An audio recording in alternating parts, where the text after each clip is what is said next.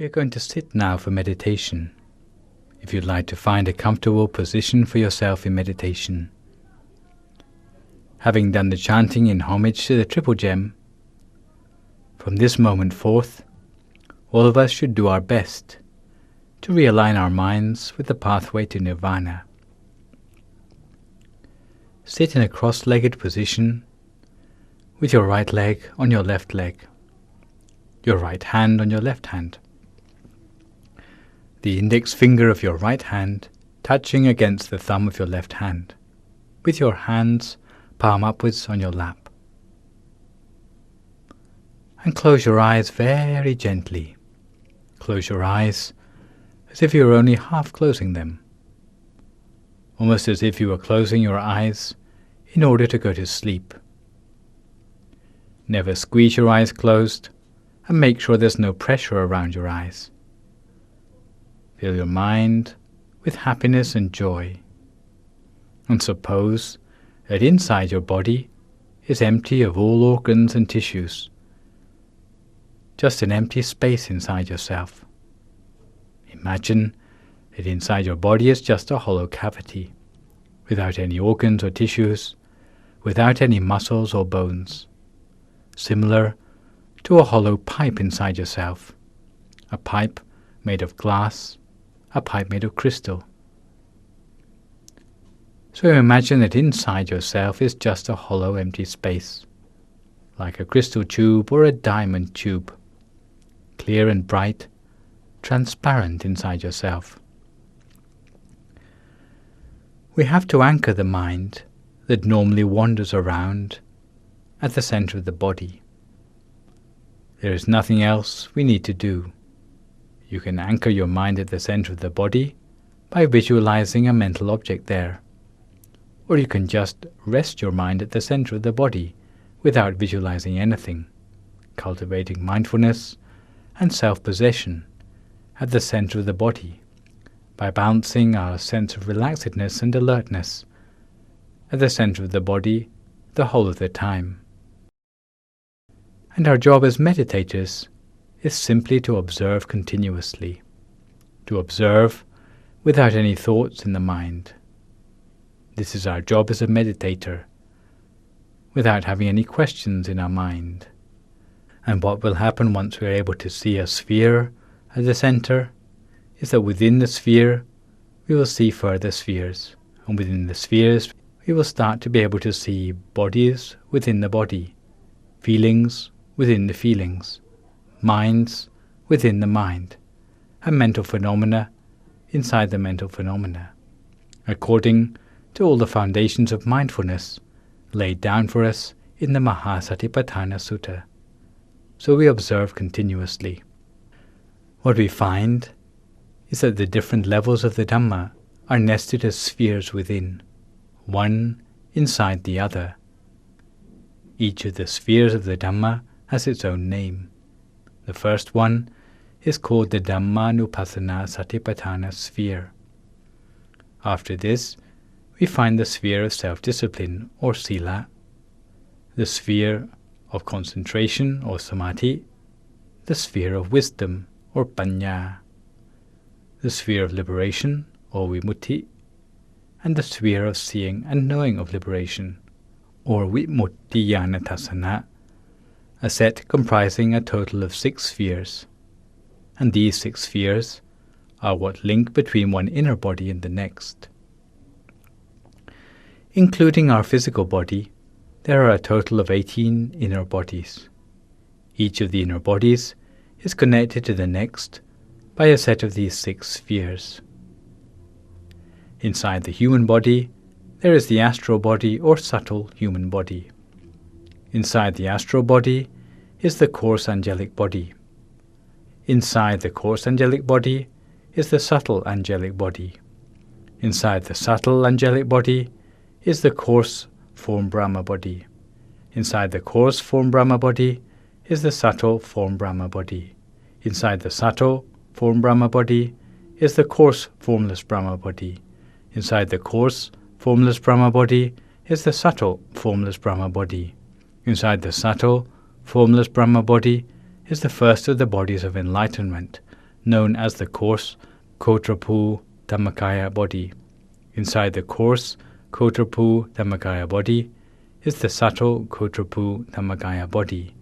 Inside the subtle Kotrapu Dhammakaya body is the coarse Streamentra Dhammakaya body. Inside the coarse Streamentra Dhammakaya body is the subtle Streamentra Dhammakaya body. Inside the subtle Streamentra Dhammakaya body is the coarse once-returner Dhammakaya body. Inside the coarse once-returner Dhammakaya body is the subtle once-returner Dhammakaya body. Inside the subtle once-returner Dhammakaya body is the coarse non-returner Dhammakaya body. Inside the coarse non-returner Dhammakaya body is the subtle non-returner Dhammakaya body. Inside the subtle non-returner Dhammakaya body is the coarse Arahant Dhammakaya body. Inside the coarse Arahant Dhammakaya body is the subtle Arahant Dhammakaya body. All of these bodies are nested one inside the other and linked together by these sets of 6 inner spheres. This is like a blueprint for the structure of our lives, and it has been so since the very first time we were born as a human being. For each inner body, there are bodies, feelings, minds, and mental phenomena to be explored according to the foundations of mindfulness, as if we were going through the different layers of an onion, or as if we were going through different layers of a Russian doll. Going through the core of the core, seeing behind the scenes of everything inside ourselves, going straight through the center in sequence, until we can come to the bodies of enlightenment inside ourselves. Once we reach the bodies of enlightenment inside ourselves, the body of enlightenment will start to reflect upon the aggregates inside ourselves. It has to be the body of enlightenment which does this reflection. It will reflect that these aggregates are not of us, they are not our real self, that we have no real self in these 5 aggregates. If it's not the body of enlightenment which considers these, the reflection will not lead to anything significant. But with the eyes of the body of enlightenment, we will be able to see what is really permanent and what is impermanent, what is our true self and what is not our true self. Once our body of enlightenment sees the things for what they really are, we will be able to let go of all things which are not our true self, which are not able to be a refuge to us. By letting go, we will be liberated of all of these things, and the mind will become pure as a result. As the mind becomes more pure, then we will be able to go deeper inside. The mind will become more radiant, becoming more pure, and then we will be able to go deeper inside ourselves. The mind will become more radiant and will return to its true position inside. It will allow us to touch on true happiness, which will magnify and multiply as the time goes on, and we will be inspired to look for higher forms of knowledge and happiness as well. And at this point, the mindfulness and wisdom will reach beyond the conventional virtues to become great mindfulness and great wisdom. Once we have broken free of the imprisonment in the 5 aggregates, we will realize that anything that is still within the triple world, that is everything which is made up of the 5 aggregates, is restricted to the triple world. They are all things which cannot be one's true self, which are impermanent, which are of a nature of suffering. Once the Dhammakaya sees through these things for what they are, it will let go of all of these things and will allow us to enter upon deep meditation. Once we have broken free of these things, we will not become attached to them ever again, rather like a palm tree which has been struck dead by lightning, or a tree which has had its top bud nipped out, which will no longer grow anymore. It will be completely extinguished. But in fact, for our mind, it has become united with the body of enlightenment inside, just as it has become part of the flavor of that body of enlightenment, inseparable. On this pathway, there are two sectors, the mundane path or Lokiya Magga, and the transcendental path or Lokuttara Magga. On the mundane path, we traverse the formless Brahma bodies, the form Brahma bodies, the angelic bodies, and the human body. However, on the transcendental part of the path, we traverse the bodies of enlightenment at the levels of Kotrapu, stream entry, once returner, non-returner, and arahant. All of these are inner bodies inside ourselves. All those on the transcendental path have broken free of the three universal characteristics or samanya lakkhana. We have to make a thorough study of all these inner bodies, but most important of all is that we study about the bodies of enlightenment. They are identified by a lotus bud top knot and are endowed with all 32 signs of the great man, or Mahapurisa Lakkhana. The bodies of enlightenment are crystal clear, more transparent than anything in the world. These are the most important inner bodies of all. The aim in all our lives is to attain the inner bodies of enlightenment, especially that of the Arahant Dhammakaya body, because it is the body that has broken free of all forms of mental defilements. It is the body of enlightenment of one who is fully awakened and joyous. It is the Buddha body, the body that allowed the Lord Buddha to become enlightened.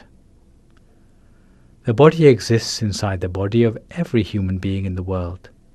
It doesn't matter what sort of person we might be, but we all have the body of enlightenment inside.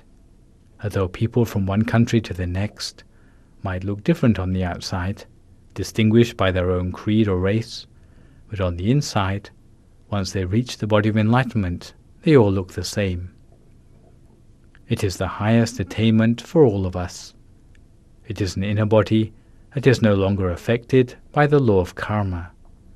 Thus we should study as well as we can about this body of enlightenment, because it can be our true refuge. It is a holy body inside us, and it is something that can sanctify us as well. As Buddhists, we have to find out what is the heart of our religion, so that we can pass on a true explanation of Buddhism to other interested parties who seek our advice. Our aim in life is to attain nirvana and accumulate the maximum of merits and perfections for ourselves. Just as a fire will burn out as soon as it has no more fuel to feed the flames, once someone is enlightened, once they have no more defilements, there is nothing to lead them back into the cycle of rebirth anymore. We have to make the effort to attain nirvana, or at least to be able to see nirvana for ourselves. It is only by bringing the mind to a standstill that we see this inner body of enlightenment for ourselves. We must do everything in our power to attain this inner body of enlightenment inside ourselves, because the inner body of enlightenment has a way of seeing the world that goes beyond the mundane. The way it sees the world is to go through the eyes of insight. It penetrates into the reality of all things. It penetrates reality much more completely than any other inner body, whether it be the celestial bodies, the form Brahma bodies, or the formless Brahma bodies. It sees in all directions all around at the same time, 360 degrees at one glance. It can see into the future, and it can see into the past. It can see both the causes and the effects of every factor. There is no secret hidden from the eye of the Dhammakaya, whether issues about life or the world. The wisdom of the Lord Buddha was all-knowing and thorough, and that is why they call the Lord Buddha the Lokavidu, or seer of the world. This is what we really mean by the word insight. The syllable sight in the word insight indicates that insight meditation involves seeing, but it is no ordinary seeing. It is penetrative seeing of the world. If you can attain the Gotrapu Dhammakaya body of enlightenment, you can see things on a certain level.